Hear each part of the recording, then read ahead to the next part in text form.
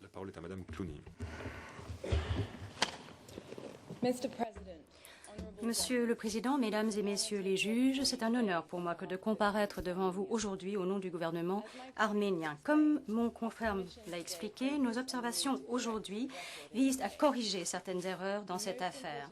L'erreur la plus grave qui entache l'arrêt de la Chambre tient au fait qu'elle a mis en doute le fait qu'un génocide ait été perpétré contre le peuple arménien il y a un siècle.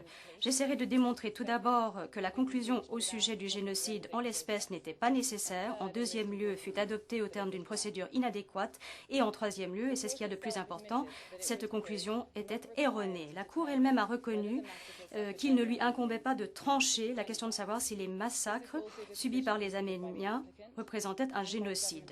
Le requérant en convient, tout comme le gouvernement turc et le gouvernement arménien soutient cette prise de position. Outre leur caractère superflu, les observations de la Chambre étaient dénuées de fondement et la Chambre n'a même pas demandé son assistance à l'Arménie. La Cour n'a pas expliqué pourquoi elle était en désaccord avec les juridictions suisses. Les juridictions suisses ont entendu et évalué des éléments de preuve sur la question et en ont tiré la conclusion que le génocide était reconnu. La Chambre est parvenue à la conclusion que le génocide n'était pas reconnu et ne pouvait pas être démontré sans avoir recueilli de preuves. La Chambre n'a pas demandé de pièces ou interrogé de témoins ou d'experts. Monsieur le Président, cette Cour n'est pas l'enceinte et Perinček n'est pas l'affaire dans laquelle il convient de statuer sur la responsabilité de l'État pour un crime de génocide. Mais si la Cour a l'intention de se prononcer sur cette question essentielle, l'Arménie doit avoir le droit d'être entendue. Nous serions heureux de pouvoir présenter des éléments de preuve qui, à notre sens, sont écrasants, qui démontrent que les atrocités systématiques qui se sont produites peuvent être qualifiées de génocide. Évidemment, nous ne pouvons pas apporter tous ces éléments de preuve ce matin. Dans l'arrêt de la Chambre, le constat concernant le génocide est tout simplement erroné. Les éléments de preuve des atrocités qu'ont subies les Arméniens, dont certains sont repris dans l'opinion dissidente, établissent clairement ce qui s'est produit et l'intention de commettre un génocide. Des photos de l'époque montrent les marches de la mort et les camps de concentration dans lesquels des milliers d'Arméniens ont péri. Nous avons des images de décapitation, de corps brûlés, de wagons entiers bondés d'Arméniens emmenés dans le désert, des descriptions de l'Euphrate remplis de sang. Nous avons également des récits de témoins oculaires, de journalistes, de missionnaires et de nombreux articles parus dans le New York Times. Dans l'un de ces articles, il est fait état de la remarque glaçante du dirigeant ottoman Talat Pacha, selon laquelle il n'y avait aucune place pour les chrétiens en Turquie. Je citerai aussi de nombreux câbles diplomatiques envoyés par les ambassadeurs à leur capitale que l'on trouve dans les archives de l'État aujourd'hui. Par exemple, l'ambassadeur des États-Unis, Henry Morgenthau, auprès de l'Empire ottoman, a dit, et je cite, « Une campagne d'extermination fondée sur la race est en cours contre les Arméniens. » Même l'ambassadeur d'Allemagne, l'allié de la Turquie, a reconnu que la finalité poursuivie par les dirigeants était l'oblitération totale des Arméniens. Et dans une déclaration commune en date du mois de mai 1915, la France, la Grande-Bretagne et la Russie ont dénoncé, je cite, les crimes commis par la Turquie contre l'humanité et la civilisation. Je citerai aussi les lois ottomanes prescrivant les déportations et les expropriations des maisons des Arméniens déportés.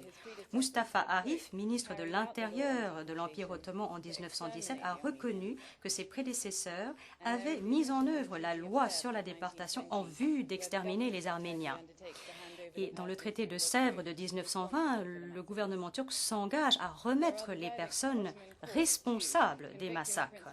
Je citerai par ailleurs les verdicts des tribunaux ottomans condamnant les auteurs de ces crimes à la peine de mort, notamment le procès en cour martiale du Premier ministre Talat Pacha et d'autres hauts responsables condamnés de massacre et non de génocide. Madame Clooney, j'attire votre attention sur le fait que le gouvernement arménien a largement épuisé le temps qui lui est imparti. Puis-je vous demander de conclure? Oui, je le ferai, Monsieur le Président, très brièvement. Je disais donc que ces condamnations étaient des condamnations pour massacre et non pour génocide, parce que le terme génocide n'avait pas encore été inventé.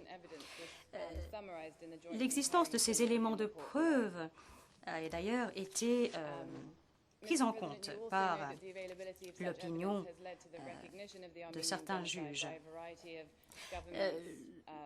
Le génocide arménien a été reconnu par un grand nombre de gouvernements, de parlements, de cours internationales. Je n'entrerai pas dans les détails, mais j'aimerais pour conclure dire que l'Arménie, en qualité de tiers intervenant dans cette affaire, n'a pas présenté d'observation sur le fond, n'est pas ici pour contester la liberté d'expression, pas plus que la Turquie ne comparaît ici pour défendre cette liberté. La Cour connaît le bilan honteux de la Turquie en matière de liberté d'expression. Vous avez constaté 224 violations de la part de la Turquie de cette liberté. Alors bien que cette affaire concerne un citoyen turc, l'Arménie a tout intérêt à veiller à ce que ses propres citoyens ne soient pas pris dans un filet qui incrimine de manière trop large. Et les familles concernées en sont bien conscientes.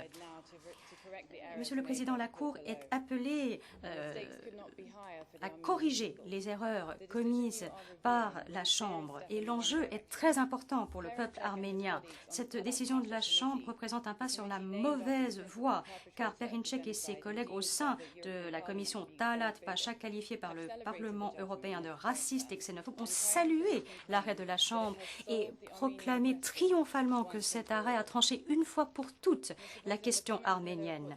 Monsieur le Président, les observations formulées par la Chambre sur le génocide portent atteinte à l'honneur de ceux qui ont péri dans l'Empire ottoman il y a un siècle et renforcent la position de ceux qui nient le génocide afin d'inciter à la haine raciale et la violence. Nous espérons que la Grande Chambre remettra les pendules à l'heure. Merci beaucoup.